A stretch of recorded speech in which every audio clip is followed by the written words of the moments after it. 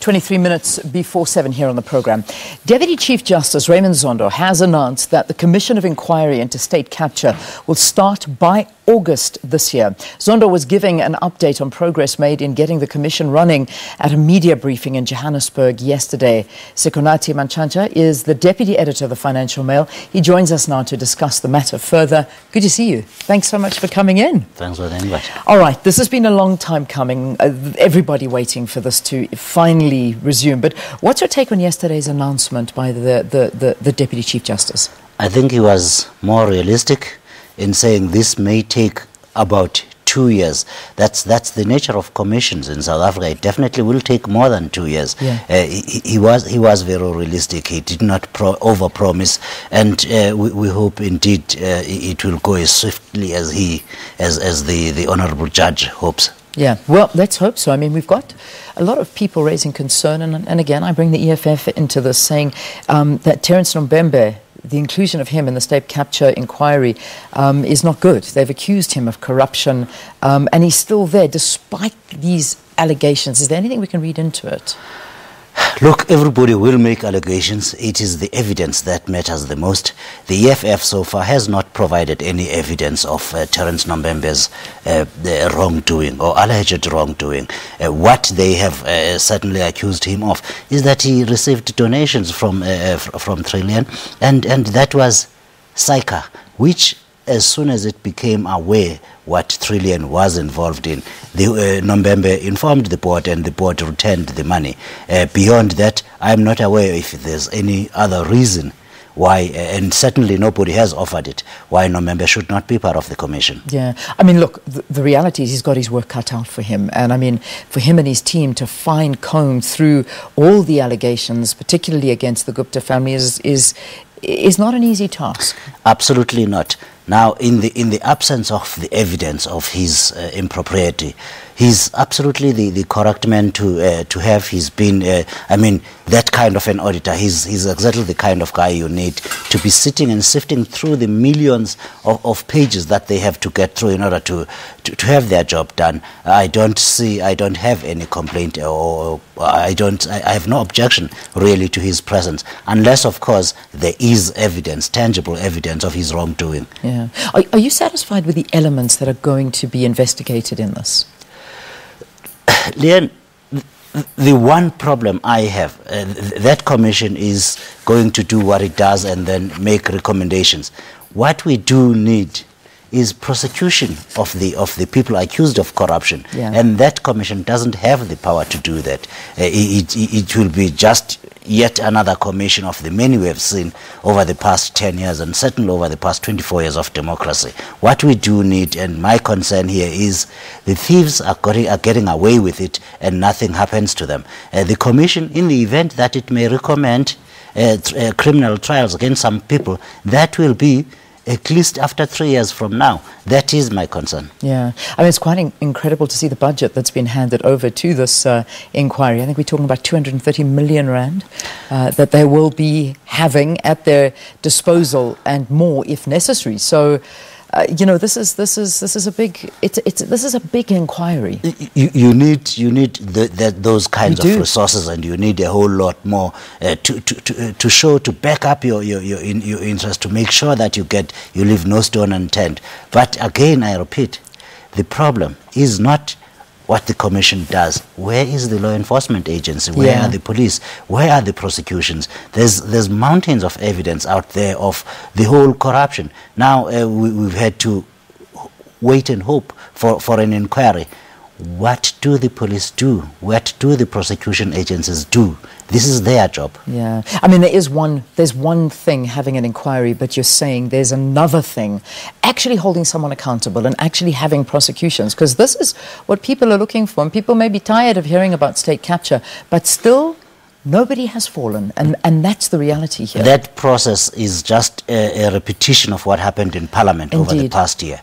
And again, that's outstanding. Whatever the outcome of the parliamentary process will be, we will still need to have people arrested and to be held to account for what they did.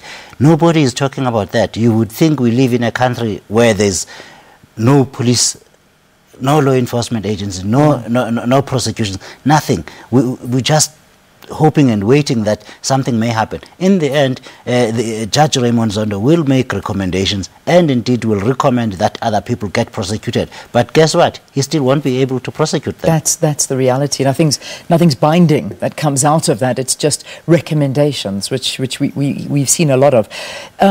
Yesterday, and it was quite interesting listening to our president, Cyril Ramaphosa, speaking at the I think it was a SANEF meeting. It was the editors, exactly. Yeah. So he came out and actually said they did not realize the extent of state capture and how bad state capture was until the Gupta leaks and until the media started bringing this out and actually bringing it to the fore. So you've got, and how deep and bad the rot has run. Now, I mean, the evidence is there. It's in black and white. You've got the president admitting that it was a really bad situation and even confessing, saying, you know, we didn't act because we didn't realize how bad it actually was. But now that they know how bad it is, surely there can be law enforcement agencies that are on top of this. It's quite unfortunate that the president, well, it's great of him to finally admit that we didn't care. It's not that they didn't know. The media, we certainly have been at it. The past 10 years, some of us have made careers out of reporting this crime, this looting spree that has, indeed, it's older than 10 years. For Cyril Ramaphosa to say he was not aware, really that's something else. What has he been doing the past 10 years? Where was he? Wasn't he in government? Day in, day out. The media has been reporting about this corruption, not only of the Gupta family, not only of the ANC, but of everybody. The SABC here was nearly brought down to its knees by the same corruption, and Cyril Ramaphosa and his party were in this country. How come they did not know? What newspapers were they reading? What media were they consuming? In what country did they live? Yeah, you know, there's obviously investigators that are going to go out and do the investigating into this. Something that really concerned me yesterday was the admission that the investigations haven't actually even started yet. And that scares me because, you know, so much evidence must have been lost by now and destroyed and taken away. I mean, don't you think that this is, you know, this is going to really be devastating on the inquiry? Absolutely. Again, what have the law enforcement agencies been doing? We know, of course, that the top echelons of the National Prosecuting Authority were serving a purpose other than which they saw they would. We know, of course, that people at Cyril Ramaphosa's level, the ministers, the cabinet, the president, they were serving a purpose completely different from what they promised to the people of South Africa. Now, the thieves are walking around us and are having fun and are laughing at us, and of course they are busy destroying evidence. Go to ESCOM, go everywhere. Nothing is happening. Where is the law enforcement agencies? And the ANC and indeed Cyril Ramaphosa have to accept responsibility for the current state of affairs. Indeed. It is them that allowed this to happen. It is them that allowed it to be where it is. The country has lost, Pravin Gordhan has been conservatively estimating at 100 billion rand. But ESCOM alone has lost about 200 billion rands in the past 10 years. Where have they been? For Cyril Ramaphosa to come out and say, we did not know, that shows how out of touch our leaders are with the society they are supposed to be leading. Yeah. Final question. I know that we've got one. Sorry, don't shout at me. I can hear everybody in the control room shouting. Maybe one more question. Where are the Guptas in all of this? Because I know that the government is trying to negotiate with the United Arab Emirates to force the Guptas to come back to South Africa and face the might of the law. What's going on there? They are living large in Dubai and you get arrested, as we did see with that other fellow South African who got arrested for filming them. They are living large and are having fun. And if they do come back, look at what's happening to the Estina probe, where the NPA has been receiving a bloody nose. Yeah. So don't hold too much hope until we have professional law enforcement men and women doing their job as they should have been doing for the past 24 years. Sikonathi, thank you for talking to us. Thanks very, very much for your opinions and looking into this inquiry into state capture. Sikonathi Mantshantsha, Deputy Editor of the Financial Mail. The progress of the state capture inquiry is set to begin in August. Let's take a break. We'll see you after this. It is African.